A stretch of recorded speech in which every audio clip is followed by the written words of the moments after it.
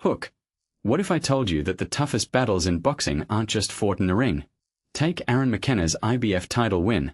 On the surface, it's a story of technical dominance. But peel back the layers, and this fight reveals something far more fascinating about the psychology of success, the weight of expectation, and the strange economics of combat sports. And let me break it down. So here's this 27-year-old Irish boxer, McKenna, undefeated in 21 fights. Yet this was his first professional bout on home soil after 9 years as a pro. Wait, 9 years? That immediately makes me ask, why the delay?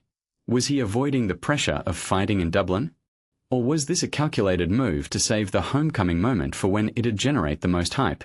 Personally, I think the latter. Fighters often save those emotional hometown fights for when they're ready to transition from contender to star.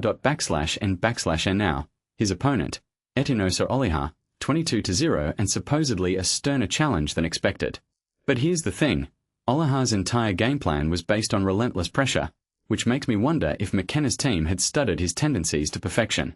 The way McKenna neutralized Oliha's aggression with that jab? Textbook counterboxing. It wasn't just about landing punches, it was about breaking his opponent mentally. A detail I find fascinating, how McKenna waited through those cagey early rounds.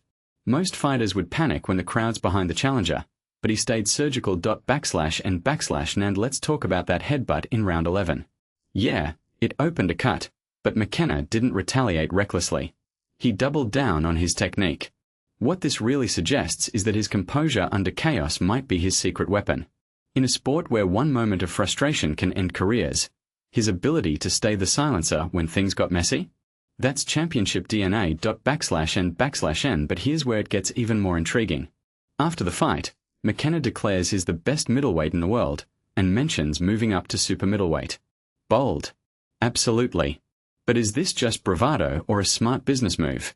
Think about it, collecting belts across divisions isn't just about legacy, it's about maximizing financial opportunities in a sport where visibility equals value. And what many people don't realize is that this win wasn't just a personal milestone, it was a statement to boxing promoters everywhere.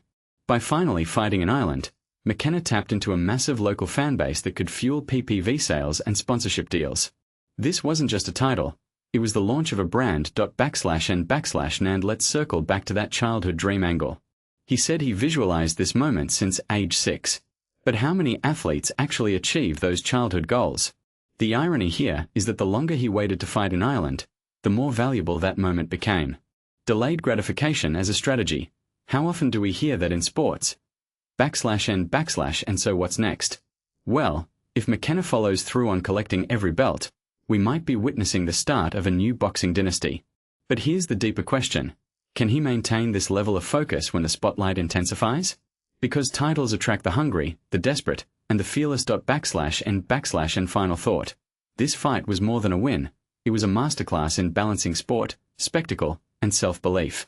And as someone who's followed boxing for years, I can't wait to see if McKenna becomes the dominant force he claims to be. But I'll leave you with this. How many more athletes are out there, delaying their biggest moment until the timing is perfectly engineered? Maybe the real secret to success isn't just talent. It's knowing when to let the world see you shine.